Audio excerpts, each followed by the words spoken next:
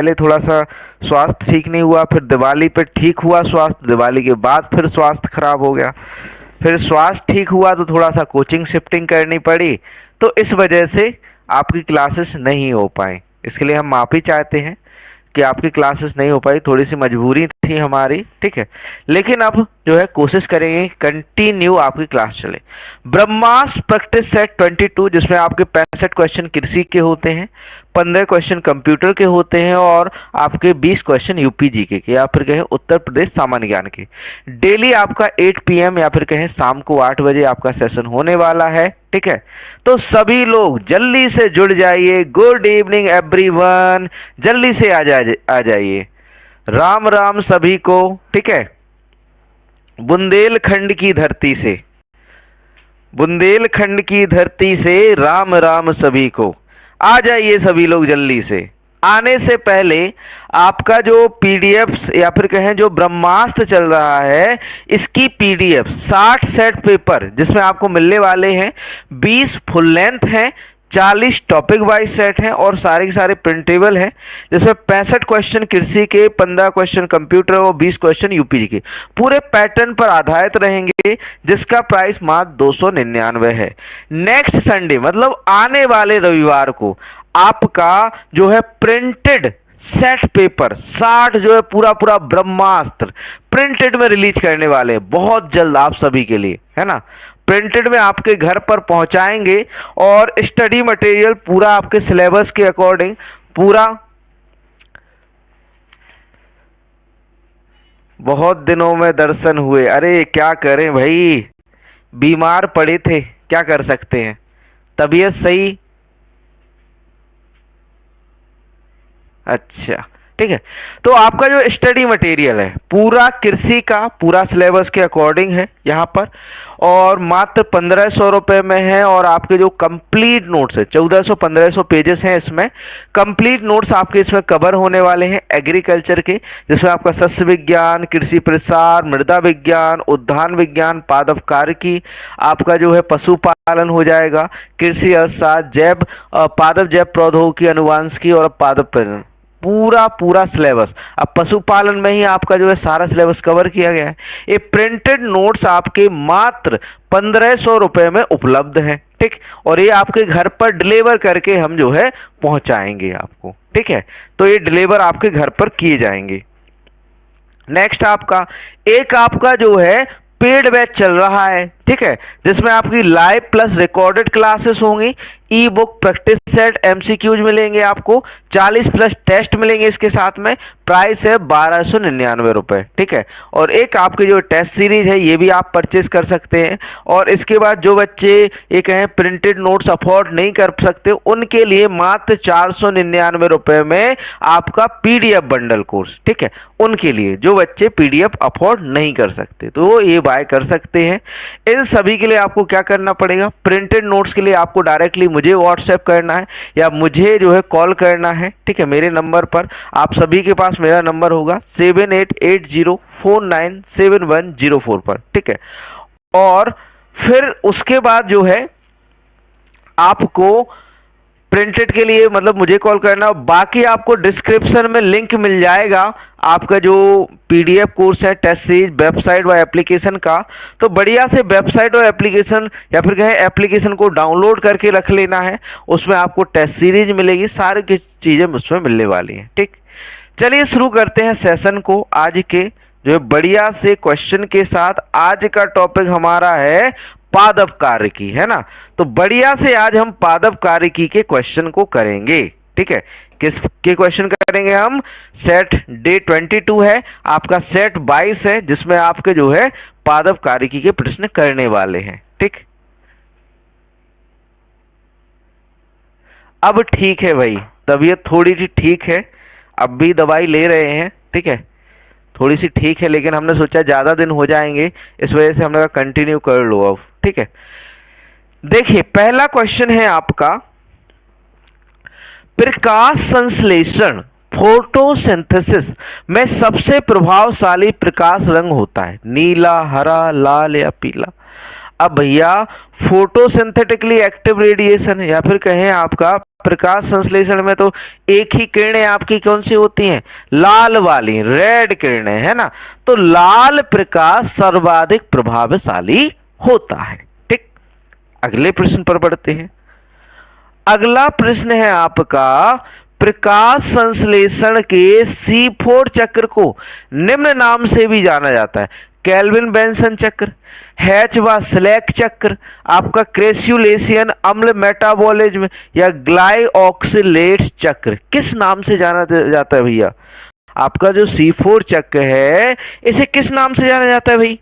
तो इसे हम आपका हैच व स्लैक चक्र, कौन सा चक्र कहते हैं भैया? C4 चक्र को हम आपका जो है हैच व स्लैक चक्र के नाम से जानते हैं। ठीक, आगे बढ़ते हैं अगले क्वेश्चन की ओर। क्वेश्चन नंबर 3 है, प्रश्न नंबर 3 है, प्रकाश संश्लेषण सक्रिय PAR विकिरण की तरंग दैर्घ्य सीमा है 400 नैनोमीटर से कम, 400 से 700 nm, आपका जो 700 से 1000 nm या फिर आपका जो है 1000 से अधिक नैनोमीटर से अधिक। बताइए राइट आंसर क्या होगा। और इससे पहले सेशन को शेयर जरूर कर देना, है ना। तो शेयर करना कंपलसरी है आपका, ठीक है। तो शेयर बढ़िया से कर दीजिए हमारे प्यारे बच्चों, ठीक है। तो सभी को शेयर कर दीजिए बढ़िया से। 400 से 700, बहुत बच्चे। यहाँ पर जो फोटोसिंथेटिकली एक्टिव रेडिएशन है या प्रकाश संश्लेषण सक्रिय जो प्रकाश है विकिरण तरंग दैर्घ्य सीमा है वो कितनी होती है? 400 से 700 नैनोमीटर होती है। ठीक, आगे बढ़ते हैं, अगला प्रश्न है, प्रश्न नंबर 4 है, क्रेब्स चक्र होता है क्लोरोप्लास्ट में, कोशिका द्रव्य में, माइटोकॉन्ड्रिया में या राइबोसोम में? कहां पर भैया क्रेब्स चक्र संपन्न होता है? बताइए आंसर क्या होगा यहाँ पर। तो यहां पर बात करें बच्चों राइट आंसर की, तो आपका जो क्रेब्स चक्र होता है कहां पर होता है? कोशिका द्रव्य में होता है। कहां पर होता है बच्चों? कोशिका द्रव्य में या साइटोप्लाज्म में। कहां पर होता है क्रेब्स चक्र आपका? कोशिका द्रव्य में या फिर कहें साइटोप्लाज्म, है ना। तो ऑप्शन बी यहां पर राइट आंसर हो जाता है। अगला प्रश्न, प्रश्न नंबर 5। प्रश्न नंबर 5 है, पौधों में प्रकाशीय श्वसन का स्थान है, प्रकाशीय श्वसन का स्थान है क्लोरोप्लास्ट, माइटोकॉन्ड्रिया, पेरोक्सिसोम या फिर कहें उपरोक्त सभी। जो प्रकाशीय श्वसन होता है भाई आपके पौधों में वो कहां पर होता है? तो यहां पर जो है राइट आंसर की बात करें तो देखो क्लोरोप्लास्ट में भी होता है, माइटोकॉन्ड्रिया में भी, पेरोक्सिसोम्स में भी होता है। यहाँ पर राइट आंसर हो जाता है उपरोक्त सभी। प्रकाशीय श्वसन या फिर कहें आपका लाइट रेस्पायरेशन जो है कहां पर होता है आपका? सभी में, राइबोसोम में, पेरोक्सिसोम में भी होता है, माइटोकॉन्ड्रिया में भी होता है और क्लोरोप्लास्ट में। तो राइट आंसर उपरोक्त सभी। ठीक, आगे चलते हैं अगले क्वेश्चन। क्रेंज शारीर की एक विशेषता है C3 पौधों की, C4 पौधों की, कैम पौधों की या उपरोक्त सभी की। जो आपकी क्रेंज शारीर की एक विशेषता है वह किन पौधों की है भाई? तो बताइए राइट आंसर यहाँ पर। तो भैया जो क्रेंज विशेषता है या क्रेंज शारीरिक की या फिर क्रेंज मेटाबॉलिज्म एक विशेषता है वो है आपकी C4 पौधों की। किसकी है बच्चों? C4 पौधे। ऑप्शन बी C4 पौधे। ठीक, नेक्स्ट क्वेश्चन। क्वेश्चन नंबर आपका जो है 7, रंध्रों का खुलना किसके द्वारा नियंत्रित होता है? रंध्रों का या फिर कहें स्टोमेटा का ओपन होना किसके द्वारा नियंत्रित होता है? ऑप्शन ए है आपका कैल्शियम, ठीक। ऑप्शन बी है आपका बोरॉन, ठीक। ऑप्शन सी है आपका सोडियम नहीं, नाइट्रोजन, ठीक। ऑप्शन डी है यहां पर आपका पोटेशियम। बताइए राइट आंसर क्या होगा? ए, बी, सी या फिर डी? भाई कौन सा तत्व है जो हमारा जो है रंध्रों के खुलने व आपके जो है बंद होने को नियंत्रित करता है? तो भैया एक ही है, पोटेशियम, है ना। के पोटेशियम, यहाँ पर ऑप्शन डी राइट आंसर हो जाता है ना। तो यहाँ पर राइट आंसर क्या हो जाता है? पोटेशियम, ये तो सभी को पता है। ये जो है शुगर के ट्रांसलोकेशन में, रंध्रों को बंद करने में और पौधों की प्रतिरोधक क्षमता को बढ़ाने में मदद करता है। कौन भैया? पोटेशियम या पोटेशियम। ठीक है, देखिए यहां पर अगला क्वेश्चन, प्रश्न नंबर 8 है, ऑक्सीजन के द्वारा प्रकाश संश्लेषण में विरोध कहलाता है। ऑक्सीजन के द्वारा प्रकाश संश्लेषण में विरोध कहलाता है बारबर्ग प्रभाव, पास्चर प्रभाव, रॉबिन्सन प्रभाव या ब्लैकमैन प्रभाव। क्या कहलाता है भाई? राइट आंसर बताइए, ए, बी, सी या फिर डी। क्या होगा राइट आंसर? तो यहां पर बात करें भैया, ऑक्सीजन के द्वारा जो प्रकाश संश्लेषण में विरोध होता है उसे बारबर्ग प्रभाव कहा जाता है। क्या कहा जाता है बच्चों? बारबर्ग प्रभाव कहते हैं। ठीक, हाँ, लग्जरी कंजम्पशन हो गया, हिडन हंगर हो गया, उसमें यूज होता है आपका potassium. Next question, chlorophyll A में होता है भैया, क्लोरोफिल ए में क्या होता है? आयरन, क्लोरीन, मैग्नीशियम या इनमें से कोई नहीं। बताइए राइट आंसर क्या होगा यहाँ पर? आपका जो क्लोरोफिल ए है उसमें क्या होता है भाई? तो उसमें आपका मैग्नीशियम होता है। क्या होता है बच्चों? मैग्नीशियम होता है। क्लोरोफिल ए में क्या होता है बच्चों? मैग्नीशियम होता है। ऑप्शन सी राइट आंसर हो जाएगा, Mg। ठीक, नेक्स्ट क्वेश्चन, प्रश्न नंबर 10। प्रश्न नंबर 10 है, प्रकाश संश्लेषण क्रिया के दौरान C3 पौधों में CO2 को कौन ग्रहण करता है? रूबिस्को, पायरुवेट, पेप कार्बोक्जिलेज या ऑक्जेलिक एसिटिक एसिड। प्रकाश संश्लेषण की क्रिया के दौरान C3 पौधों में CO2 को कौन ग्रहण करता है भाई? बताइए आंसर। तो यहां पर जो ग्रहण करने का काम करता है वो करता है रूबिस्को। कौन करता है? Rubisco. Option A right answer हो जाता है, रूबिस्को। ठीक, नेक्स्ट बढ़ते हैं अगले क्वेश्चन की ओर। क्वेश्चन नंबर 11 है, मक्का में प्रकाश संश्लेषण के दौरान बनने वाला प्रथम उत्पाद है। मक्का में प्रकाश संश्लेषण के दौरान बनने वाला प्रथम उत्पाद है ऑक्जेलिक अम्ल, मैलिक अम्ल, फास्फोग्लिसरिक अम्ल या स्पोर्टिक अम्ल। बताइए राइट आंसर क्या होगा? ए, बी या सी या डी। मक्का में प्रकाश संश्लेषण के दौरान बनने वाला प्रथम उत्पाद कौन सा है? तो भैया कौन सा है? ऑक्जेलिक एसिड या ऑक्जेलिक अम्ल। ऑक्जेलिक एसिड या ऑक्जेलिक अम्ल। नेक्स्ट क्वेश्चन, क्वेश्चन नंबर 12 है, स्ट्रोमा और ग्रेना पाए जाते हैं क्लोरोप्लास्ट में, कोशिका द्रव्य में, माइटोकॉन्ड्रिया में या राइबोसोम में। स्ट्रोमा और ग्रेना कहां पाए जाते हैं भैया? तो बताइए आंसर। तो हमने पढ़ा है कि स्ट्रोमा ग्रेना कहां होते हैं? क्लोरोप्लास्ट के अंदर। कहां पर होते हैं? क्लोरोप्लास्ट में। ठीक, राइट आंसर यहां पर ए हो जाता है। इनको हम डिस्क्रिप्टिव नहीं कर रहे हैं, थोड़ा सा दिक्कत ये है कि 100 क्वेश्चन यहां कराने हैं और टाइम हमारे पास सीमित है। ठीक है, तो यहां पर हम डिस्क्रिप्ट नहीं कर रहे हैं, डायरेक्टली आपका आंसर बता रहे हैं। और इसका डिस्क्रिप्शन के लिए जल्दी एक नया सेशन लेने वाले हैं जिसमें आपको कुल 10 क्वेश्चन कराएंगे और उसको डिटेल में कराएंगे, पूरा डिटेल डिस्क्रिप्शन में कराएंगे। ठीक, नेक्स्ट क्वेश्चन है, केल्विन चक्र संबंधित है श्वसन से, प्रकाश संश्लेषण से, बाष्पोत्सर्जन से या स्थानांतरण से। केल्विन चक्र का संबंध किससे है भाई? बताइए राइट आंसर यहां पर। तो यहां पर राइट आंसर हो जाता है प्रकाश संश्लेषण से। ठीक, केल्विन चक्र का संबंध किससे है भाई? प्रकाश संश्लेषण। हाँ, ग्रेना में लाइट रिएक्शन, स्ट्रोमा में डार्क रिएक्शन होती है ना। लाइट रिएक्शन कहां पर होती है? ग्रेना में। और डार्क रिएक्शन कहां पर होती है? स्ट्रोमा में। नेक्स्ट क्वेश्चन, फोटोफॉस्फोरिलीकरण प्रक्रिया है। फोटोफॉस्फोरिलीकरण प्रक्रिया है। इसके ऑप्शन हम आपको लिखे दे रहे हैं। अब यहां पर ऑप्शन थोड़े से बड़े हैं तो लिखना तो यहां पर बनेंगे नहीं, तो यहां पर आप लोग राइट आंसर बताइए। फोटोफॉस्फोरिलीकरण प्रक्रिया है। यहां पर हम चलते हैं ऑप्शन की ओर। ऑप्शन फोटोफॉस्फोरिलीकरण प्रक्रिया है, यहां पर लिख दे रहे हैं फोटो।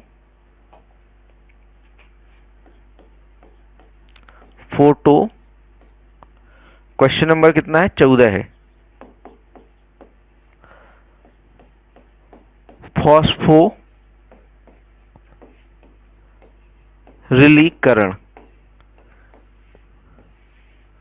प्रक्रिया है, प्रक्रिया है।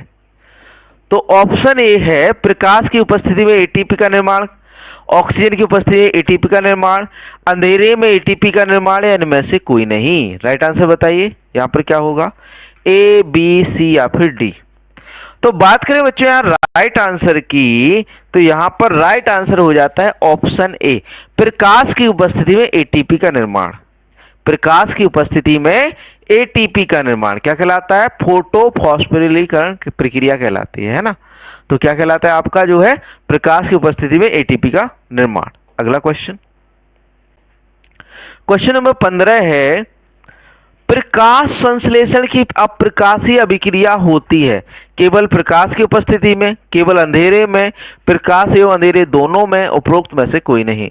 प्रकाश संश्लेषण की अप्रकाशीय जो अभिक्रिया होती है वो कब होती है, तो भैया वो आपकी लाइट में भी होती है और डार्क में भी होती है। मतलब कि अगर ये अंधेरा भी होगा उजेला भी होगा, है ना, या फिर कहें आपका प्रकाश होगा और अंधेरा होगा, दोनों प्रक्रियाओं में आपका जो है ये कह सकते हैं कि आपकी अप्रकाशीय अभिक्रिया या फिर कहें डार्क रिएक्शन होगी, चाहे आपका प्रकाश हो चाहे आपका जो है अंधेरा हो। ठीक, नेक्स्ट क्वेश्चन, क्वेश्चन नंबर 16 है, 16वां प्रश्न है, प्रकाश संश्लेषण विधि की खोज किसने की थी, बोस ने, केल्विन ने, हैच एवं स्लैक ने, या हिल ने। प्रकाश संश्लेषण की खोज किसने की थी, तो भैया प्रकाश संश्लेषण की खोज की थी आपका हैच एवं स्लैक ने। किसने की थी प्रकाश संश्लेषण की खोज, हैच एवं स्लैक ने। हैच एवं स्लैक ने जो है प्रकाश संश्लेषण की विधि की खोज की।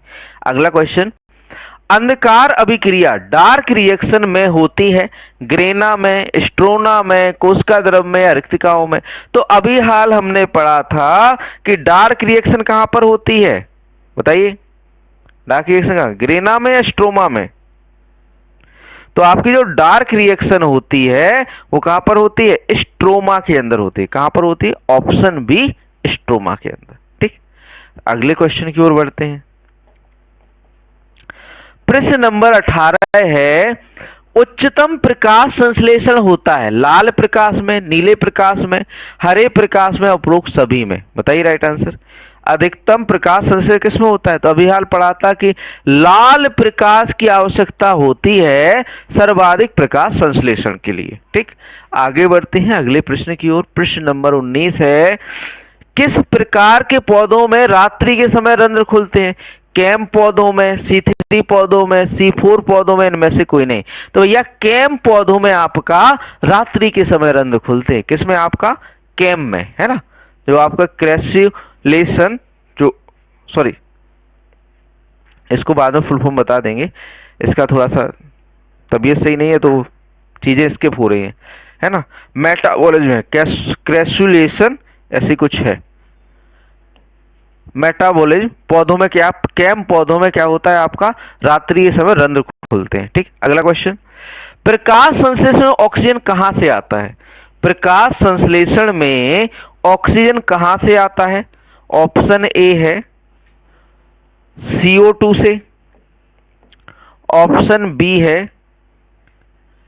H2O से, ऑप्शन सी है क्लोरोफिल से,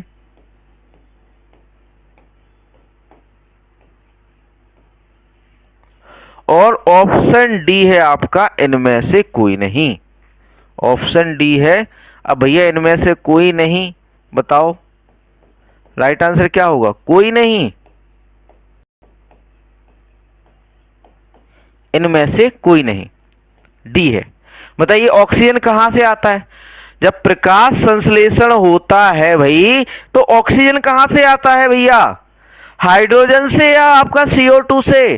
तो भैया CO2 से नहीं आता है, हाइड्रोजन से आता है, H2O से आता है, जल से आता है ना। कहां से आता है भैया, जल से आता है। किससे आता है, जल से आता है। प्रकाश संश्लेषण में जो ऑक्सीजन हमें देखने को मिलता है वो कहां से आता है, आपका जल से आता है, वाटर से आता है। ठीक, नेक्स्ट क्वेश्चन,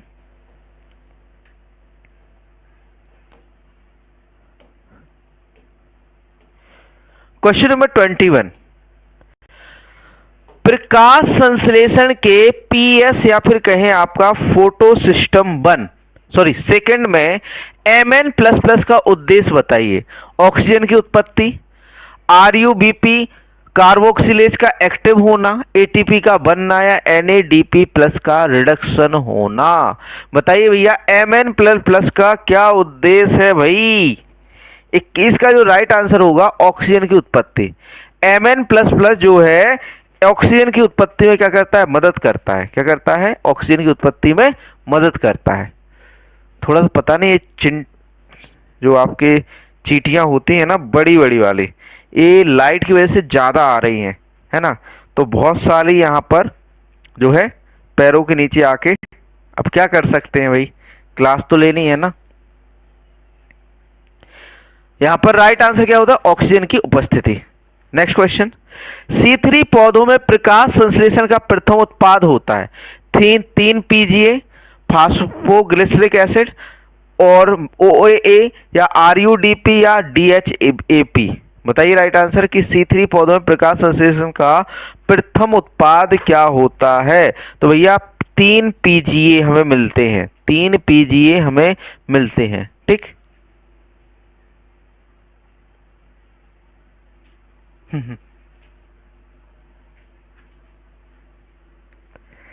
का क्या करें भाई, वो अब बहुत सारे मतलब लाइट की वजह से नीचे गिर रहे हैं। अब उनको या तो क्लास बंद कर दो आप अपनी, है ना। नेक्स्ट क्वेश्चन, प्रकाश संश्लेषण में होने वाली प्रक्रियाओं की श्रृंखला को कहते हैं फोटोन, कार्बन पथ, अवक्रमण या प्रतिदीप्ति। तो इसे हम जो है कार्बन पथ कहते हैं। क्या कहते हैं, कार्बन पथ।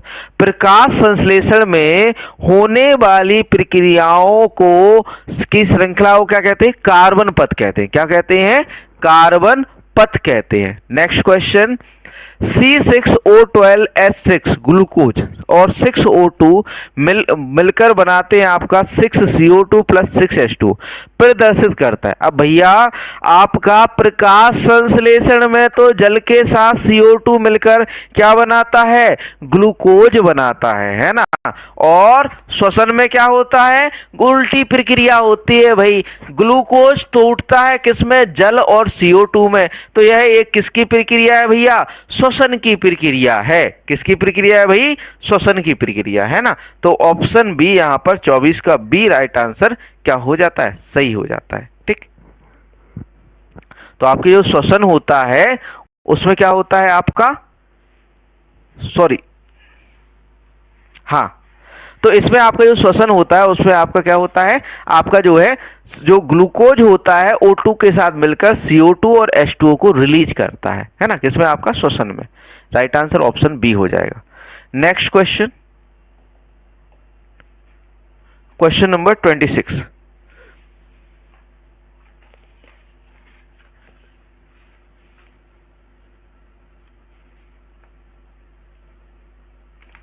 क्वेश्चन नंबर 25 देखिए, क्वेश्चन नंबर 25 देखिए, क्रंज शारीरिकी बच्चों, क्रंज शारीरिकी या क्रंज एनाटॉमी पाई जाती है C2 पौधों में, C3 पौधों में, C4 पौधों में, इनमें से कोई नहीं। क्रंज एनाटॉमी किसमें पाई जाती है, तो भैया ये पाई जाती है आपकी C4 पौधों में। क्रंज एनाटॉमी किसमें पाई जाती है, C4 पौधों में। नेक्स्ट क्वेश्चन, क्रंज आंतरिकी निम्न में से किसकी पत्तियों का एक विशिष्ट लक्षण है, आलू, गेहूं, गन्ना या सरसों। क्रंज आंतरिकी निम्न में से किसकी पत्तियों का एक विशिष्ट लक्षण है भाई, बताइए राइट आंसर यहां पर। तो वो है आपका गन्ना का, ठीक है। किसके पत्तियों का विशिष्ट लक्षण है भाई, गन्ना का है, शुगर कैन का है, ठीक। Next question, question number 27। 27वां प्रश्न है, बाष्पोत्सर्जन के दौरान अधिकतम होगा प्रातः, शाम को, रात्रि को या दोपहर। तो भैया दोपहर में धूप ज्यादा रहती है तो बाष्पोत्सर्जन भी कब होगा, देख दोपहर के समय होगा, है ना। तो 27 का डी राइट आंसर। अगला क्वेश्चन, पादप वृद्धि अवधि और तापमान के बीच संबंध कहलाता है। पादप वृद्धि अवधि और तापमान के बीच संबंध क्या कहलाता है? आधार तापमान, बढ़ती डिग्री दिवस, या फिर कहे प्रकाश ऊष्मीय इकाई, इनमें से कोई नहीं। बताइए राइट आंसर यहाँ पर क्या हो जाता है? ए, बी, सी या फिर डी? क्या होगा सही उत्तर यहाँ पर? 28। तो यहाँ पर राइट आंसर की बात करें तो प्रकाश ऊष्मीय इकाई, जो आपका प्रकाश वृद्धि अवधि और तापमान के बीच संबंध जो कहलाता है, वो क्या कहलाता है आपका? प्रकाश ऊष्मीय इकाई। हाँ, दोपहर के 2 बजे। ठीक है, तो पादप वृद्धि अवधि और तापमान के बीच जो संबंध होता है उसे हम प्रकाश ऊष्मीय इकाई कहते हैं। ठीक, नेक्स्ट आगे बढ़ते हैं अगले क्वेश्चन की ओर। क्वेश्चन नंबर 29 है, बाष्पोत्सर्जन है। अब इनने इतना सा क्वेश्चन लिख दिया कि भाई बाष्पोत्सर्जन है, बाष्पीकरण, भूजल की कमी, पौधों में बाष्पीकरण, या फिर कहे आपका पौधों की सतह से जल की हानि। तो भैया पौधों की सतह से जल की हानि क्या कहलाता है? बाष्पोत्सर्जन कहलाता है। क्या कहलाता है? बाष्पोत्सर्जन। जल की हानि हमारे पौधों की सतह से हो रही है भैया, तो जल की हानि पौधों की सतह से हो रही है तो क्या कहलाएगा? बाष्पोत्सर्जन। अब यहाँ पर देखो पौधों में बाष्पीकरण, तो देखो नॉर्मली बाष्पीकरण तो नहीं होता है, उनमें क्या होता है? बाष्पोत्सर्जन होता है। जल की हानि, जल की हानि, सतह से जल की हानि क्या कहलाएगा? आपका जो है, आपका जो है कह सकते हैं बाष्पोत्सर्जन कहलाएगा। अगला क्वेश्चन, निम्नलिखित पौधों में से किसकी प्रकाश श्वसन दर उच्चतम है? ज्वार, धान, मक्का या गन्ना? किस फसल की श्वसन दर जो है सर्वाधिक है? किसकी है भाई? तो भैया राइट आंसर हो जाता है धान। पौधों में किसकी प्रकाश श्वसन दर सर्वाधिक है भैया? धान की है। ऑप्शन बी धान राइट आंसर हो जाता है। गन्ना नहीं होगा भाई, हर जगह गन्ना नहीं चलेगा, कभी कभी धान भी बोलिया करो, गन्ना मत खा। अभी गन्ना कल जो है गन्ने का समय आ रहा है ना, 11 से कल आएगा सभी के घर पे गन्ना, है ना? तो टेस्टिंग करना कि परिपक्व है कि नहीं। आपके कुछ जो है फ्री भी टेस्ट अवेलेबल है एप्लीकेशन पर और पेड भी उपलब्ध है ना?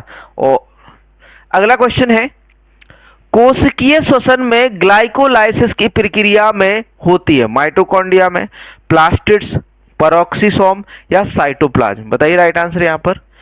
क्वेश्चन नंबर 31 है। 31 का राइट आंसर जो हो जाता है साइटोप्लाज्म या कोशिका द्रव के अंदर जो आपकी ग्लाइकोलाइसिस की प्रक्रिया होती है वह कहां पर होती है? कोशिका द्रव के अंदर होती है।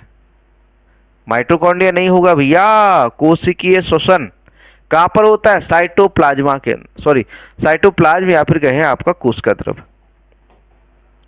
अगला क्वेश्चन, क्वेश्चन नंबर 32 है, क्रेब्स चक्र द्वारा एक अणु पायरुविक अम्ल अणु के पूर्ण ऑक्सीकरण के से कितने अणु एटीपी के बनते हैं? क्रेब्स चक्र एक अणु से कितने? 15, 10, 30 या 12? कितने अणु बनते हैं एटीपी के? बताइए राइट आंसर। 32 का। तो भैया यहाँ पर राइट आंसर हो जाता है 15 अणु। क्रेब्स चक्र द्वारा एक अणु पायरुविक अम्ल अणु के पूर्ण ऑक्सीकरण से कितने अणु एटीपी के बनते हैं? 15 अणु बनते हैं। किसके? आपके एटीपी के। अगला क्वेश्चन, निम्नलिखित में से कौन सा प्रकाश संश्लेषण क्षमता दर्शाता है? एलईडी, एलएआई, आरजीआर या एनएआर? कौन दर्शाता है भैया प्रकाश संश्लेषण क्षमता? तो भैया प्रकाश संश्लेषण क्षमता जो दर्शाता है वो है आपका एनएआर, है ना? कौन है भैया? एनएआर, एनएआर।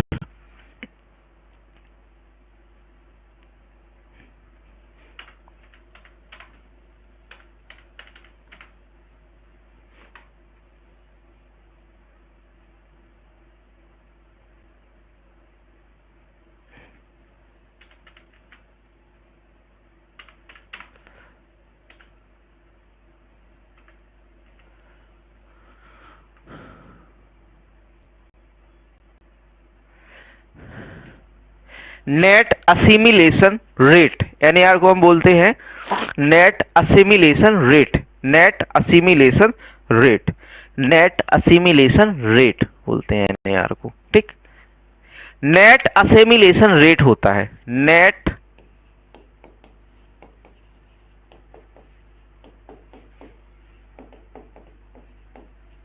एनएआर जो है होता है आपका नेट असिमिलेशन रेट होता है। कौन दर्शाता है? प्रकाश संश्लेषण क्षमता को।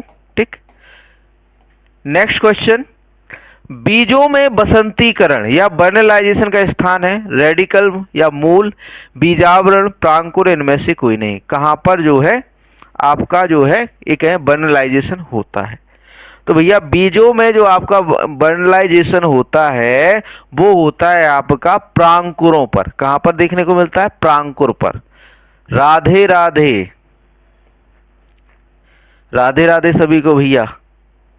नेक्स्ट क्वेश्चन, निम्नलिखित में से कौन सी प्रक्रिया टीयर ड्रॉप्स कहलाती है? प्रस्वेदन, बिंदु स्राव, बाष्पीकरण या बाष्पोषण? किसे हम जो है आपका टीयर ड्रॉप्स कहते हैं? तो भैया टीयर ड्रॉप्स किसे कहते हैं? बिंदु स्राव को कहते हैं या गटेशन को कहते हैं, है ना। टीयर ड्रॉप्स किसे कहते हैं? गटेशन या बिंदु स्राव, है ना। नेक्स्ट क्वेश्चन, क्वेश्चन नंबर 36 है, प्रकाश श्वसन किसके द्वारा रुक जाता है? 2,4 di nitrophenol, 3,4 chlorophenol, 1 dimethyl urea, या फिर 3,4 डाई क्लोरोफिनाइल, 1 डाईमिथाइल यूरिया, या ऑप्शन डी है आपका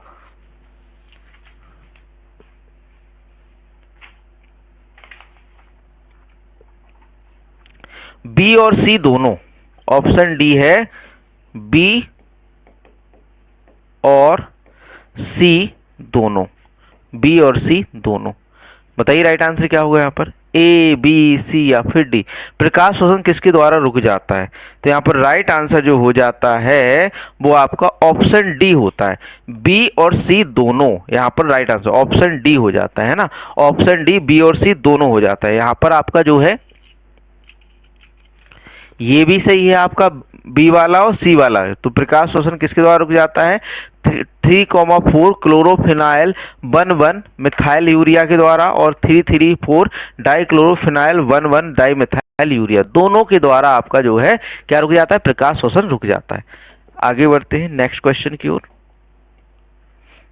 और जो बच्चे हमसे संपर्क करना चाहते हैं उनके लिए हमारा एक कॉन्टेक्ट नंबर है, मोबाइल नंबर ये है, मोबाइल नंबर 7880497104, इस पर संपर्क कर सकते हैं। आगे बढ़ते हैं अगले क्वेश्चन की ओर। क्वेश्चन नंबर 37 है, क्रेब्स चक्र क्रिया होती है क्लोरोप्लास्ट में, माइटोकॉन्ड्रिया में, एंडोप्लाज्मिक रेटिकुलम में या लाइसोसोम में?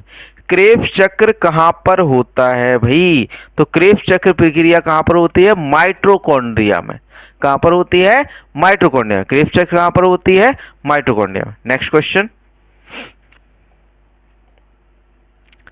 दिन उदासीन पौधा है सूरजमुखी, गेहूं, जौ, मटर। सभी को पता है कि सनफ्लावर डे न्यूट्रल है, इस पर दिन का प्रभाव नहीं पड़ता है ना।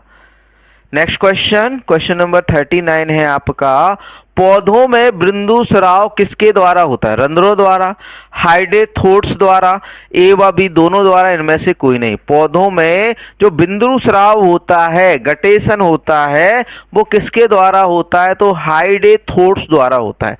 किसके द्वारा होता है पौधों में गटेशन? हाइडेथोट्स के द्वारा। हाइडेथोट्स के द्वारा क्या होता है पौधों में? गटेशन होता है। तो राइट आंसर क्या होता है? बी होता है। नेक्स्ट क्वेश्चन, क्वेश्चन नंबर 40 है, 40वां प्रश्न है, निम्न में से कौन सा पदार्थ कार्बन डाइऑक्साइड स्थिरीकरण व अनऑक्सीकरण के लिए आवश्यक ऊर्जा व अनऑक्सीकरण शक्ति प्रदान करता है? एटीपी, NADPH, उपरोक्त दोनों, इनमें से कोई नहीं। बताइए राइट आंसर 40 का क्या होगा सही उत्तर? तो बच्चों यहां पर राइट आंसर की बात करें तो राइट आंसर दोनों, एटीपी और आपका NADPH दोनों ही आपके कार्बन डाइऑक्साइड स्थिरीकरण व ऑक्सीकरण के लिए आवश्यक ऊर्जा व अनऑक्सीकरण शक्ति प्रदान करता है। कौन भैया? आपका एटीपी व NADPH दोनों। तो यहां पर राइट आंसर ऑप्शन सी हो जाता है। ठीक, नेक्स्ट क्वेश्चन, क्वेश्चन नंबर 41 है, रस का आरोहण किसके द्वारा होता है? फ्लोएम द्वारा, बल्कल द्वारा, जाइलम काष्ठोतक द्वारा, स्टोमेटा या रंध्र द्वारा, इनमें से कोई नहीं। रस का आरोहण किसके द्वारा होता है? रस का आरोहण किसके द्वारा होता है? तो भैया रस का आरोहण किसके द्वारा होता है? जाइलम के द्वारा होता है। किसके द्वारा होता है भैया? जाइलम के द्वारा रस का आरोहण, ऊपर की ओर मतलब कि पानी को लेके जाता है। रस का आरोहण किसके द्वारा? जाइलम के द्वारा। अगला क्वेश्चन, ग्लाइकोलाइसिस का अंतिम उत्पाद है साइट्रिक अम्ल, एसिटिक अम्ल, या फिर कहें आपका पायरुविक अम्ल, या फिर कहें पिक्रिक अम्ल। कौन सा ग्लाइकोलाइसिस का अंतिम उत्पाद है? ग्लाइकोलाइसिस का अंतिम उत्पाद तो पायरुविक अम्ल। क्या है भैया? पायरुविक अम्ल। पायरुविक अम्ल जो है अंतिम उत्पाद होता है। आरोहण मतलब कि वो आपका जो है ये कहें कि रस को या फिर कहें पानी को चूषण कर रहा है, या फिर कहें ऊपर की ओर पत्तियों के पास ले जा रहा है ना, या ऊपर की ओर ले जा रहा है, आरोहण कहलाता है ना। प्रकाश संश्लेषण है ऑक्सीकरण प्रक्रिया, अपचयन प्रक्रिया, या ऑक्सीकरण अपचयन प्रक्रिया, या इनमें से कोई नहीं। तो भैया जो प्रकाश संश्लेषण होती है वो आपकी कैसी होती है? ऑक्सीकरण और अपचयन, या फिर कहें आपका ऑक्सीडेशन रिडक्शन प्रक्रिया है। ऑक्सीकरण व अपचयन की प्रक्रिया है कौन सी आपकी? जो है प्रकाश संश्लेषण। अगला क्वेश्चन, क्वेश्चन नंबर 44 है, निम्नलिखित में से कौन सा तिल के पौधे की दिन की लंबाई के प्रति प्रतिक्रिया है? गुणात्मक लघु दिवसीय पौधा, मात्रात्मक लघु दिवसीय पौधा, गुणात्मक दीर्घ दिवसीय पौधा, या मात्रात्मक दीर्घ दिवसीय पौधा। कौन सी जो है तिल के पौधों की दिन की लंबाई के प्रति क्या है? प्रतिक्रिया है।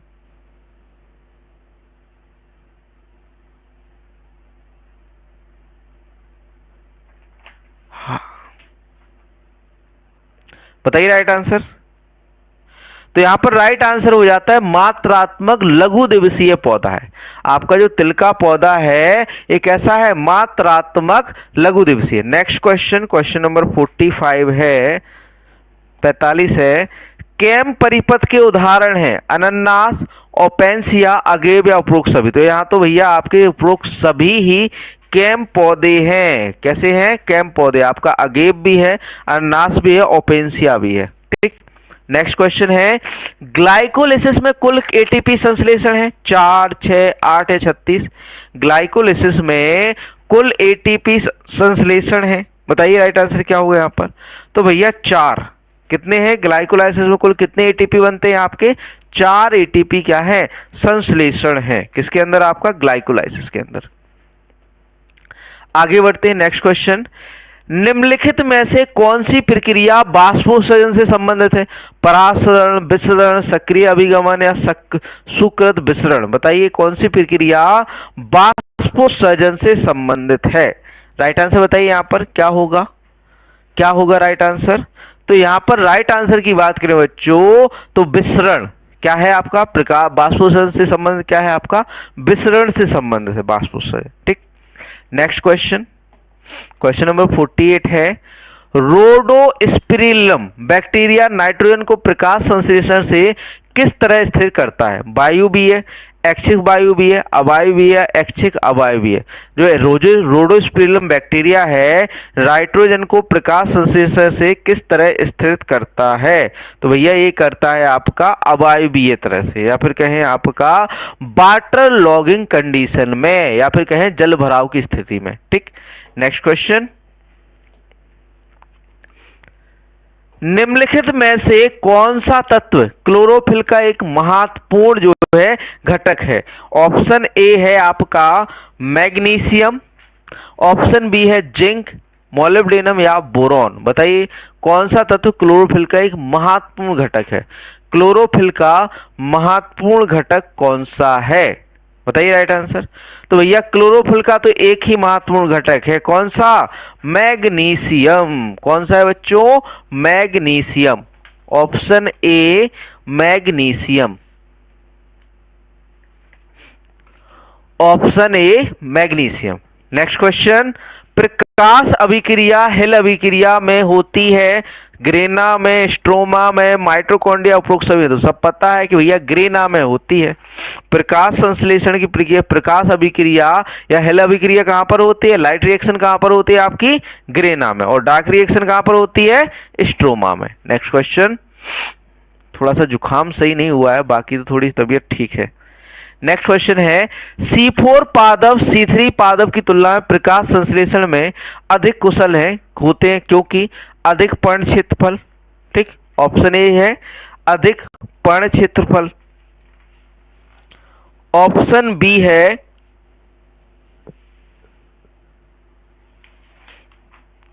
पर्ण कोशिकाओं में अधिक संख्या में हरितलवकों की उपस्थिति। चलिए आपको ऑप्शन बी पर डायरेक्टली जैसे ऑप्शन ए देख लिया, अधिक पर्ण क्षेत्रफल। ठीक, ऑप्शन बी है आपका पर्ण कोशिकाओं में अधिक संख्या में हरितलवकों की उपस्थिति, महीन क्यूटिकल की उपस्थिति या प्रकाशीय श्वसन की निम्न दर में के कारण। किस कारण से आपका जो है ये कह सकते हैं कि C4 पादप C3 पादपों की तुलना में प्रकाश संश्लेषण में अधिक कुशल होते हैं। राइट आंसर बताइए यहाँ पर क्या होगा 51 का राइट आंसर। तो प्रकाशीय श्वसन की निम्न दर के कारण। किस कारण से? जो प्रकाशीय श्वसन होता है C4 पौधों में निम्न होता है, कम होता है, इस कारण से आपके C4 पौधे C3 पौधों की तुलना में अधिक कुशल या शक्तिशाली होते हैं। अगला सॉरी बच्चों, नेक्स्ट क्वेश्चन है क्वेश्चन नंबर 52। निम्न में से किसमें क्लोरोफिल बी क्लोरोफिल ए से प्रचुर मात्रा में होता है?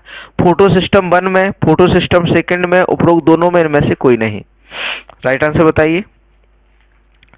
तो राइट आंसर यहां पर आप लोग बताइए, जब तक मैं थोड़ा सा पानी पी लेता हूं क्योंकि तबीयत अब भी ठीक नहीं है। फिर भी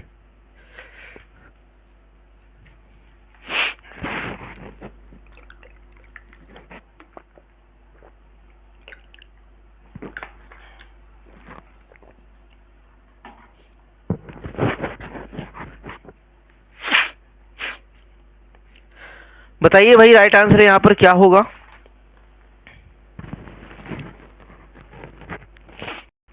ए, बी, सी या फिर डी?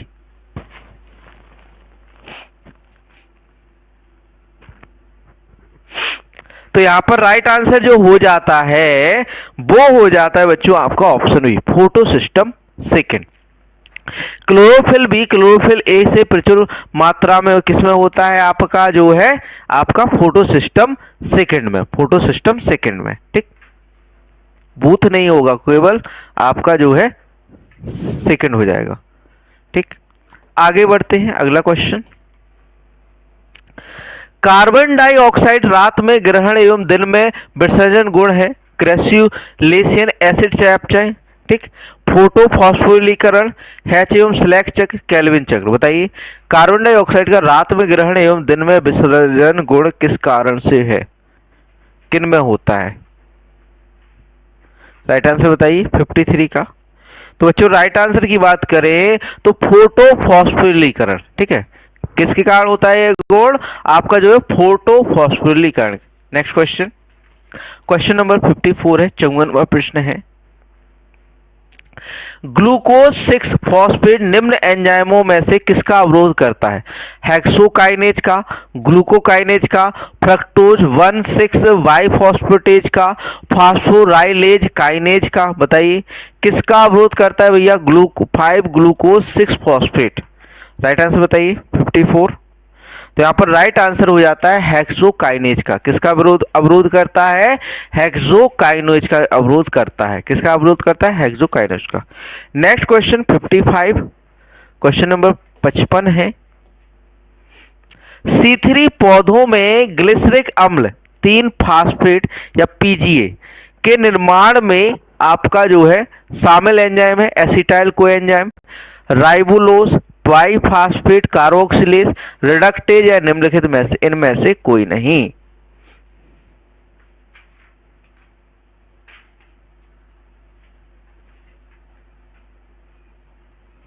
फोटोफॉस्फोरिलीकरण, प्रकाश संश्लेषण की प्रक्रिया में फोटोफॉस्फोरिलाइजेशन नहीं होता है? बताइए प्रकाश संश्लेषण होता है तो क्या होता है आपका फोटोफॉस्फोरिलीकरण होता है कि नहीं परी तोमर जी? राइट आंसर बताइए 55 का। तो भैया यार राइट आंसर हो जाता है राइबोलोज बाइफॉस्फेट कार्बोक्सिलेज। थोड़ा सा फोटोसिंथेसिस को पढ़ के आना, आप फोटोसिंथेसिस को पढ़ के आना। Next question, question number 56। Chlorophyll A अधिकतम प्रकाश अवशोषित करेगा, यूवी किरण, लाल स्पेक्ट्रम, हरा स्पेक्ट्रम, आईआर स्पेक्ट्रम। तो भैया क्लोरोफिल ए किसका ज्यादा आपका जो है अधिकतम अवशोषित करेगा प्रकाश का? लाल स्पेक्ट्रम का। किसका? आपका जो है लाल स्पेक्ट्रम का। ठीक, नेक्स्ट चलते हैं अगले क्वेश्चन की ओर। Question number 57। क्लोरोफिल में पोषक तत्व की उपस्थिति में प्रकाश संश्लेषण की प्रक्रिया द्वारा निर्मित पादप भोजन क्या है? मैग्नीशियम, जिंक, मोलिब्डेनम या बोरॉन। क्लोरोफिल में पोषक तत्व की उपस्थिति में प्रकाश संश्लेषण की प्रक्रिया द्वारा निर्मित पादप भोजन क्या होता है? क्या है भाई राइट आंसर? तो यहां पर आपका जो है मैग्नीशियम है। क्या है भैया? मैग्नीशियम। क्या है भैया? मैग्नीशियम। ठीक, नेक्स्ट आगे बढ़ते हैं। Question number 58। क्वेश्चन नंबर 58 है आपका, थोड़ा सा ये ज्यादा ही छोटा हो गया।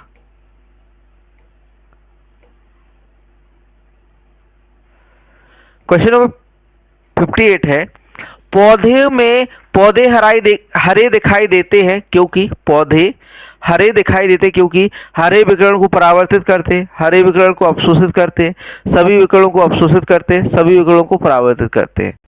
तो नॉर्मली जो आपके पौधे होते हैं ये आपके हरे विकिरणों को क्या करते हैं? परावर्तित करते हैं।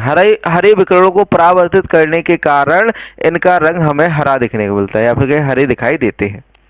नेक्स्ट क्वेश्चन, क्वेश्चन नंबर 59 है, 59वां प्रश्न है, पत्तियों में संश्लेषित कार्बोहाइड्रेट किसके द्वारा नीचे जाता है? फ्लोएम द्वारा, जाइलम द्वारा, मीसोफिल द्वारा या क्लोरोप्लास्ट द्वारा। पत्तियों में जो संश्लेषित कार्बोहाइड्रेट है किसके द्वारा नीचे जाता है?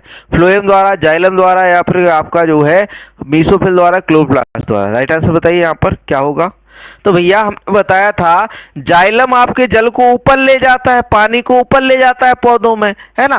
फ्लोएम कार्बोहाइड्रेट को नीचे लेकर आएगा, है ना। फ्लोएम कहां आएगा? नीचे आएगा, है ना। नेक्स्ट क्वेश्चन, बाष्पोत्सर्जन किस पौधे या भाग में सर्वाधिक होता है? शैवाल कोशिकाओं में, मरुस्थलीय पौधों में, मीसोफाइटिक पौधे में या जलीय पौधे में? राइट आंसर बताइए यहां पर ए, बी, सी या फिर डी। तो 60 का जो राइट आंसर हो जाता है ऑप्शन सी। मीसोफाइटिक पौधों में बाष्पोत्सर्जन जो है भाग में या फिर कहे पौधे या फिर कहे भाग में सर्वाधिक होता है। बाष्पोत्सर्जन किस पौधे या भाग में सर्वाधिक होता है? मीसोफाइटिक पौधे या फिर कहे मीसोफाइटिक भाग में। नेक्स्ट क्वेश्चन, क्वेश्चन नंबर 61 है, C3 पौधों का सही क्रम क्या है? गन्ना, धान, बाजरा, मक्का, मूंगफली, आलू, गेहूं, सोयाबीन। आलू, धान, बाजरा, गेहूं या धान, गन्ना, सोयाबीन, बाजरा। कौन से पौधे आपके C3 पौधे हैं? तो राइट आंसर बताइए बच्चों क्या होगा यहाँ पर? तो यहाँ पर राइट आंसर हो जाता है मूंगफली, आलू, गेहूं, सोयाबीन। ये कैसे हैं आपके? C3 पौधों का सही क्रम है ना। तो ये आपके कैसे पौधे हैं? C3 पौधे हैं। नेक्स्ट क्वेश्चन, प्रकाश संश्लेषण में होने वाली प्रक्रियाओं की श्रृंखला को कहते हैं फोटोन, कार्बन पथ या अपक्रमण या प्रतिदीप्ति। तो भैया इसे हम क्या कहते हैं? आपका ये क्वेश्चन दोबारा से रिपीट हो गया है, इसे हम क्या कहते हैं? कार्बन पथ कहते हैं। क्या कहते हैं बच्चों? कार्बन पथ कहते हैं। क्या कहते हैं? कार्बन पथ, ऑप्शन बी।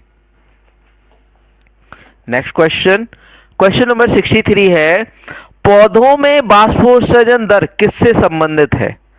प्रकाश, तापमान और वायु, प्रकाश और तापमान से। ठीक, ऑप्शन आपका जो है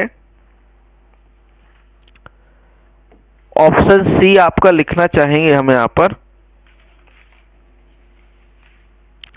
मृदा और तापमान, ऑप्शन सी है।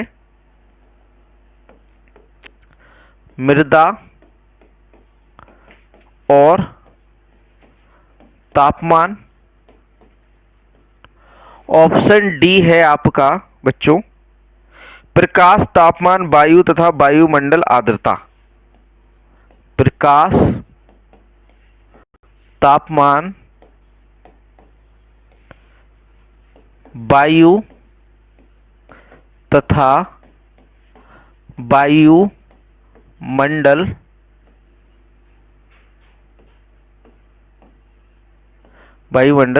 आर्द्रता। वायुमंडल आर्द्रता। बताइए राइट आंसर क्या होगा यहाँ पर, ए, बी, सी या फिर डी। तो बच्चों यहाँ पर राइट आंसर आपका हो जाता है ऑप्शन डी, प्रकाश, तापमान, वायु तथा वायुमंडल आर्द्रता। पौधों में वाष्पोत्सर्जन दर जो है संबंधित होती है आपकी। नेक्स्ट क्वेश्चन, क्वेश्चन नंबर आपका जो है 64। क्वेश्चन नंबर 64 है पर्णरंध्र का खुलना एवं बंद होना किस पर निर्भर होता है? सूर्य प्रकाश पर, पानी के दबाव पर, वाष्पोत्सर्जन पर या तापक्रम पर? किस पर निर्भर होता है आपके पर्णरंध्रों का खुलना एवं बंद होना? बताइए राइट आंसर। तो भैया वाष्पोत्सर्जन दर पर, किस दर से वाष्पोत्सर्जन हो रहा है उस पर निर्भर करता है आपके पर्णरंध्रों का खुलना व बंद होना। नेक्स्ट क्वेश्चन, लघु दीप्तिकाल पौधे का उदाहरण है बाजरा, मक्का, धान या उपरोक्त सभी। एक लघु दीप्तिकाल यहाँ पर शॉर्ट डे प्लांट के उदाहरण हैं। तो भैया यहाँ पर शॉर्ट डे, उपरोक्त सभी, आपका बाजरा, मक्का, धान, ये सारे के सारे कैसे हैं भैया? शॉर्ट डे है, या फिर कहे आपके लघु दिवसीय है। ठीक। नेक्स्ट क्वेश्चन, क्वेश्चन नंबर 66 है साइबर सुरक्षा क्या है? साइबर सुरक्षा मैलवेयर के विरुद्ध सुरक्षा प्रदान करती है। साइबर सुरक्षा साइबर आतंकवादियों के विरुद्ध सुरक्षा प्रदान करती है। साइबर सुरक्षा किसी सिस्टम को साइबर हमलों से बचाती है। उपरोक्त सभी। राइट आंसर बताइए साइबर सुरक्षा क्या है? तो यहाँ पर राइट आंसर हो जाता है उपरोक्त सभी। मतलब कि मेलवेयर के विरुद्ध भी आपको सुरक्षा प्रदान करती है, साइबर आतंकवादियों के विरुद्ध, और साइबर सुरक्षा किसी सिस्टम को साइबर हमलों से बचाती है ना? तो यहाँ पर ऑप्शन डी उपरोक्त सभी सही आंसर हो जाता है। अगला क्वेश्चन, साइबर सुरक्षा किसकी सुरक्षा करती है? साइबर सुरक्षा इंटरनेट से जुड़े सिस्टम की सुरक्षा करती है। साइबर सुरक्षा अपराधियों की सुरक्षा करती है। साइबर सुरक्षा हैकर्स की सुरक्षा करती है। इनमें से कोई नहीं। तो भैया साइबर सुरक्षा हमारे इंटरनेट से जुड़े सिस्टम की सुरक्षा करती है ना? तो ऑप्शन ए राइट आंसर हो जाएगा। साइबर सुरक्षा इंटरनेट से जुड़े सिस्टम की सुरक्षा करती है। Option A right answer. Next question, computer सुरक्षा के जनक है, कंप्यूटर सुरक्षा के जनक है ऑगस्टस केरखौफस या फिर कहे बॉब थॉमस। ऑप्शन आपका जो है सी है,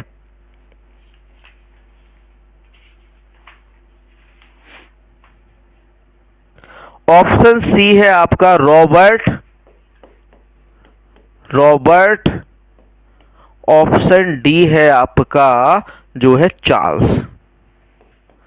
भैया कौन है कंप्यूटर सुरक्षा के जनक, किसे कहा जाता है? कंप्यूटर सुरक्षा का जनक किसे कहा जाता है? तो भैया वो कहा जाता है ऑगस्टस केरखौफस या फिर खॉप्स को।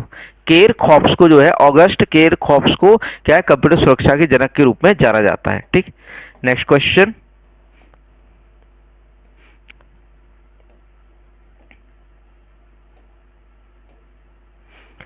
क्वेश्चन नंबर आपका जो है सॉरी बच्चों 69 69वां प्रश्न है, निम्नलिखित में से किसे कंप्यूटर सिस्टम, नेटवर्क या उनसे जुड़ी जानकारी को चुराने, जासूसी करने, क्षति पहुंचाने या नष्ट करने के प्रयास के रूप में परिभाषित किया जाता है? साइबर हमला, कंप्यूटर सुरक्षा, क्रिप्टोग्राफी या डिजिटल हैकिंग, क्या कहा जाएगा? राइट आंसर बताइए भाई। तो यहाँ पर राइट आंसर साइबर हमला। आपकी कोई जानकारी, कोई क्षति पहुंचा रहा है आपको इंटरनेट के माध्यम से, उसे क्या कहेंगे? साइबर हमला कहेंगे। नेक्स्ट क्वेश्चन, क्वेश्चन नंबर 70 है, निम्न में से कौन सा एक साइबर सुरक्षा का प्रकार है? क्लाउड सुरक्षा, नेटवर्क सुरक्षा, एप्लीकेशन सुरक्षा, उपरोक्त सभी। तो उपरोक्त सभी जो है साइबर सुरक्षा के क्या है? प्रकार है। उपरोक्त सभी साइबर सुरक्षा के क्या है? प्रकार है। अगला क्वेश्चन, क्वेश्चन नंबर 71 है, साइबर सुरक्षा की विशेषता क्या है? अनुपालन, आंतरिक खतरों से बचाव, खतरे की रोकथाम, उपरोक्त सभी। तो यहां पर भी राइट आंसर उपरोक्त सभी, सभी काम करता है, सभी काम करते हैं आपकी साइबर सुरक्षा की विशेषता। ठीक, नेक्स्ट क्वेश्चन, क्वेश्चन नंबर 72, 72वां प्रश्न है, निम्नलिखित में से कौन सा नेटवर्क सुरक्षा का उद्देश्य है? गोपनीयता, सत्यनिष्ठा, उपलब्धता, उपरोक्त सभी। नेटवर्क सुरक्षा का उद्देश्य कौन सा है? तो यहां पर भी आपका जो है गोपनीयता, सत्यनिष्ठा, उपलब्धता, ऑप्शन डी राइट आंसर हो जाता है। नेक्स्ट क्वेश्चन, निम्न में से कौन सा साइबर अपराध नहीं है? सेवा से इनकार, फिशिंग, मैलवेयर, उन्नत इनक्रिप्शन स्टैंडर्ड। कौन सा जो है साइबर अपराध नहीं है? तो भैया उन्नत इनक्रिप्शन जो है स्टैंडर्ड या एडवांस इनक्रिप्टेड स्टैंडर्ड, AES जो है आपका क्या है? साइबर अपराध नहीं है। अगला क्वेश्चन, क्वेश्चन नंबर 74 है, निम्नलिखित में से कौन सा साइबर सुरक्षा का लाभ नहीं है?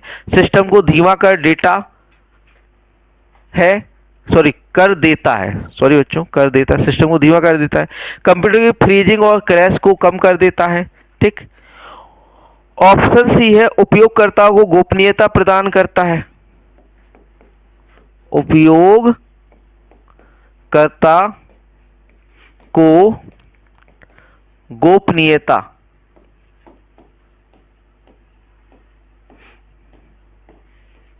प्रदान करता है।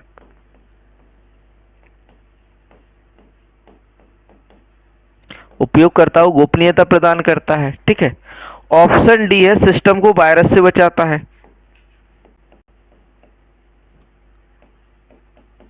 सिस्टम को वायरस से बचाता है। बताइए राइट आंसर क्या होगा?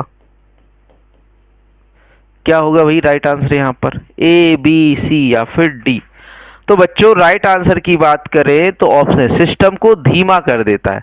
कौन सा साइबर सुरक्षा का लाभ नहीं है? साइबर सुरक्षा से यदि आप कोई एंटीवायरस डालते हो तो उससे आपका सिस्टम धीमा हो जाता है।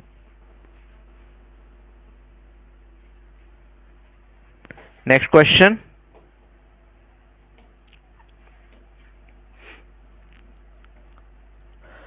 क्वेश्चन नंबर 75, साइबर स्पेस के द्वारा गढ़ा गया है। रिचर्ड स्टॉलमैन द्वारा, विलियम गिब्सन द्वारा, एंड्रयू टेरेनबाउम द्वारा या स्कॉट फेलमैन द्वारा। ये आपका जो है साइबर सुरक्षा आपके सिलेबस में है, साइबर सिक्योरिटी है ना, तो पढ़ना तो पड़ेगा भाई। इसका राइट आंसर है आपका विलियम गिब्सन द्वारा। साइबर स्पेस किसके द्वारा गढ़ा गया था? आपका विलियम गिब्सन द्वारा। नेक्स्ट क्वेश्चन, किस वर्ष साइबर प्रौद्योगिकी के क्षेत्र में हैकिंग एक व्यावहारिक अपराध और चिंता का विषय बन गया? 1991 में, 1983, 1970 या 1964 में? कब बना भैया ये? तो भैया राइट आंसर यहां पर जो हो जाता है वो हो जाता है आपका ऑप्शन सी 1970 में। अपराध और चिंता का विषय 1970 में बना। थोड़ी सी तबीयत सही नहीं है वरना स्पीड में ही पढ़ाते, है ना। नेक्स्ट क्वेश्चन, सरकारों ने देश या राज्य के लिए साइबर सुरक्षा प्रदान करने के लिए कुछ उच्च कुशल हैकरों को काम कर रखा है।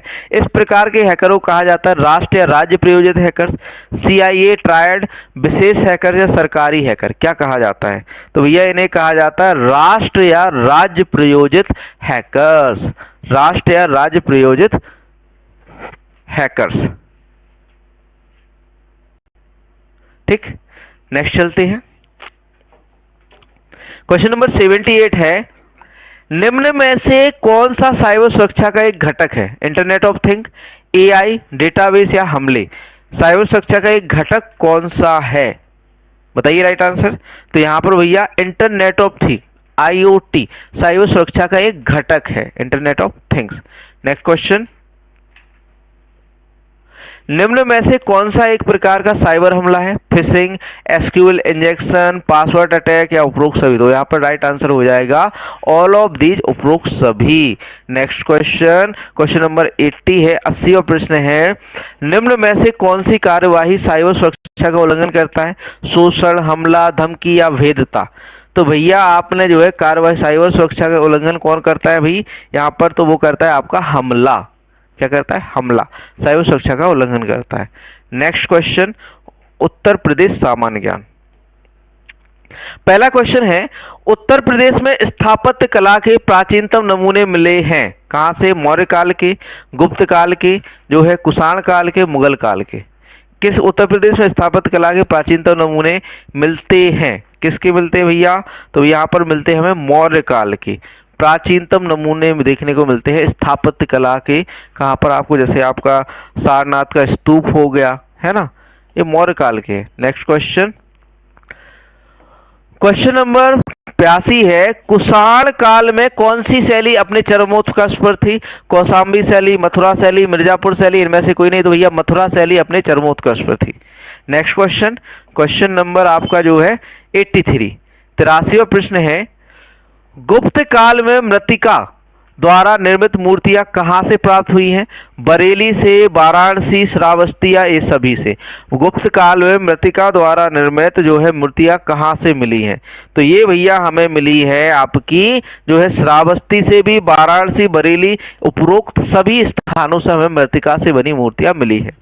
नेक्स्ट क्वेश्चन, अयोध्या और संभल में, सॉरी संभल है यहाँ पर, अयोध्या और संभल में मस्जिदों का निर्माण किस मुगल शासक ने करवाया था? बाबर, हुमायूं, अकबर या बाबर?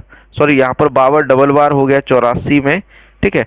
तो राइट आंसर यहाँ पर ऑप्शन ए बाबर। यहाँ पर जैसे इनमें से कोई नहीं कर देते, कोई नहीं, कोई नहीं, ठीक। ऑप्शन डी को हम क्या कर देते? कोई नहीं, है ना। तो यहाँ पर राइट आंसर ऑप्शन होगा बाबर होगा, ठीक। नेक्स्ट क्वेश्चन, क्वेश्चन नंबर 85 है, ताजमहल का निर्माण कहाँ के संगमरमर से किया गया था? जैसलमेर, मकराना, नागौर या बीकानेर? तो भैया ताजमहल में जो संगमरमर लगा है वो कहाँ का है? मकराना का है ना। तो मकराना के जो है पत्थर का प्रयोग किया गया था, संगमरमर का प्रयोग किया गया था। नेक्स्ट क्वेश्चन, राज्य में हिंदू स्थापत्य निर्माण का प्रमुख स्थान है? फतेहपुर, जौनपुर, वृंदावन या गाजीपुर? इस हिंदू स्थापत्य निर्माण का प्रमुख स्थान कौन सा है? तो भैया वो है आपका वृंदावन। वृंदावन आपका हिंदू स्थापत्य का है, ठीक। नेक्स्ट क्वेश्चन, 87वां प्रश्न है, राज्य में स्थित महोबा में खजुराहो स्थापत्य का निर्माण किस वंश के शासकों द्वारा कराया गया था? चौहान शासकों, चंदेल शासकों, परमार शासकों या राष्ट्रकूट द्वारा? किसके द्वारा कराया गया था भाई? तो ये किया गया था आपका जो है चंदेल शासकों द्वारा। किसके द्वारा? चंदेल शासकों द्वारा। नेक्स्ट क्वेश्चन, क्वेश्चन नंबर 88 है, 88वां प्रश्न है, लखनऊ कला के उत्कृष्ट उदाहरण बड़ा इमाम बाड़ा का निर्माण किसने करवाया? आसफउद्दौला, अकबर द्वारा, शाहजहां या उपरोक्त सभी द्वारा? बड़ा इमाम बाड़े का निर्माण किसके द्वारा कराया गया? तो आसफउद्दौला द्वारा कराया गया था। किसके द्वारा कराया गया था? आसफउद्दौला। नेक्स्ट क्वेश्चन, मध्यकाल में उत्तर प्रदेश की प्रमुख चित्रकला कौन सी थी? मध्यकाल में उत्तर प्रदेश की प्रमुख चित्रकला कौन सी थी? आपकी जो है मिर्जापुर शैली, मथुरा शैली, ऑप्शन सी है बुंदेल शैली, बुंदेल शैली, ऑप्शन डी है आपका मुगल शैली, मुगल शैली। सही राइट आंसर क्या होगा भाई कि मध्यकाल में उत्तर प्रदेश की प्रमुख चित्रकला कौन सी थी? भैया 89 का आंसर कर दो जल्दी से। तो इसका आंसर है मुगल शैली। अब भैया मध्यकालीन इतिहास तो मुगलों का है ना। तो यहां पर जो है राइट आंसर ऑप्शन डी हो जाता है। आगे बढ़ते हैं अगले क्वेश्चन की ओर। क्वेश्चन नंबर 90 है, चित्रकला की मुगल शैली का आरंभ किसने किया था? अकबर ने, हुमायूं ने, जहांगीर ने या शाहजहां ने? चित्रकला की मुगल शैली का निर्माण या फिर कहे आपका जो है आरंभ किसने किया था? तो हुमायूं ने कराया था। किसने किया था बच्चों? हुमायूं ने किया था, है ना। किसने किया था? हुमायूं ने किया था, ठीक। Next question, question number 91। 91वां प्रश्न है, निम्न में से किस शैली को आगरा के नाम से भी जाना जाता है? कंदरा शैली, मिर्जापुर शैली, मुगल शैली या सरकी शैली? आगरा शैली के नाम से या आगरा के नाम से किस शैली को नाम जाना जाता है? तो आपकी जो मुगल शैली है उसे आगरा शैली के नाम से भी जाना जाता है। ठीक, नेक्स्ट क्वेश्चन, क्वेश्चन नंबर 92। 92वां प्रश्न है, प्रसिद्ध चित्रकार मीर सैयद अली ख्वाजा अब्दुल इस्मद किस शैली से संबंधित है? ब्रज शैली, मथुरा शैली, मुगल शैली या मिर्जापुर शैली? किससे संबंधित है? तो भैया ए संबंध है मुगल शैली से, इनका संबंध है मुगल शैली से। अगला क्वेश्चन, किस मुगल शासक के काल को चित्रकला का स्वर्ण युग कहा जाता है? अकबर, हुमायूं, जहांगीर या शाहजहां? जो है मुगल काल का यहाँ पर कहे चित्रकला का स्वर्ण युग कहा जाता है किसके? मुगल, जहांगीर के काल को। किस मुगल शासक के? जहांगीर मुगल शासक के जो है काल को जो है चित्रकला का स्वर्ण युग कहा जाता है, स्वर्ण युग कहा जाता है। नेक्स्ट क्वेश्चन, आगरा में चित्रशाला का निर्माण किसने करवाया था? अकबर, हुमायूं, जहांगीर या शाहजहां? आगरा में चित्रशाला का निर्माण किसने करवाया था? तो भैया जहांगीर ने करवाया था। किसने करवाया था बच्चों? जहांगीर ने करवाया था। चित्रशाला का निर्माण कहां पर? आपका आगरा के अंदर। नेक्स्ट क्वेश्चन, ब्रज शैली को किस शैली के नाम से जाना जाता है? बुंदेली शैली, मथुरा शैली, मुगल शैली, मिर्जापुर शैली? भैया मथुरा क्षेत्र की शैली है ब्रज शैली, तो मथुरा शैली कहेंगे इसे। क्या कहेंगे भैया? मथुरा शैली। नेक्स्ट क्वेश्चन 96, चित्रकला की राजपूत शैली का विकास मुख्यतः किस वंश के राजाओं द्वारा हुआ? चंदेल वंश, हर्यक वंश, पाल वंश, गुर्जर प्रतिहार वंश?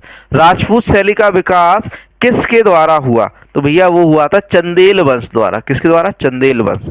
अगला क्वेश्चन, चित्रकला की जैनी शैली का विकास मुख्यतः कहां हुआ? आगरा में, अवध एवं जौनपुर में? आपका जो है जैनी शैली का विकास कहां हुआ? आपका जो है ऑप्शन सी है कन्नौज में, ऑप्शन डी है आपका गोरखपुर। गोरखपुर राइट आंसर यहां पर क्या होगा? बताइए राइट आंसर क्या होगा? ए, बी, सी या फिर डी?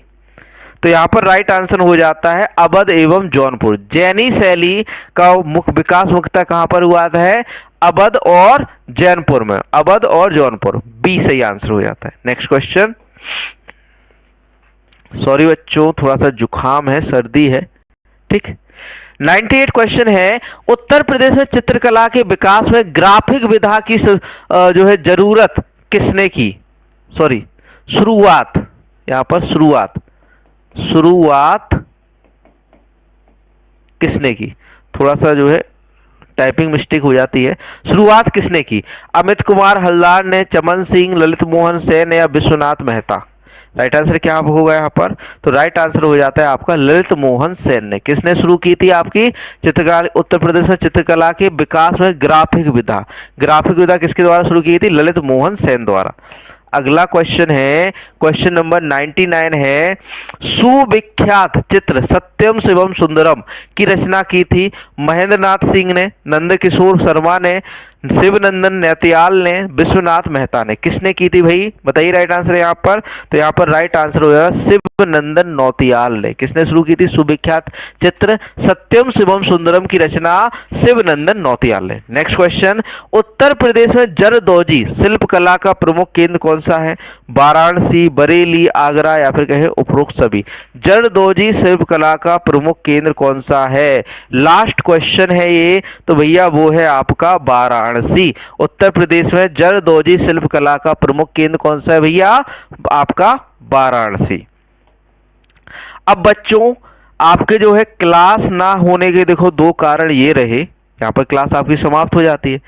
पहला कारण था आपका जो है थोड़े से स्वास्थ्य, है ना, स्वास्थ्य, फिर दिवाली पड़ गई, उसके बाद जो है आपका जो है सेट पेपर, आपके जो ब्रह्मास्त्र है ये 60 सेट पेपर तैयार हो गए हैं। ठीक है, जल्दी इसको लॉन्च करने वाले हैं हम। ठीक है, और जो बच्चे प्रिंटेड नोट्स बाय करना चाहते हैं या कोई भी क्वायरी है इस नंबर पर 78804971 04 इस पर कांटेक्ट कर सकते हैं। बाकी आपका ब्रह्मास्त्र एप्लीकेशन डाउनलोड कर लोगे, वहां पर आपको पीडीएफ नोट्स क्लासेस सारा कुछ वहां पर आपको उपलब्ध है। ठीक, तो मिलते हैं नेक्स्ट सेशन में। जय हिंद दोस्तों, गुड नाइट।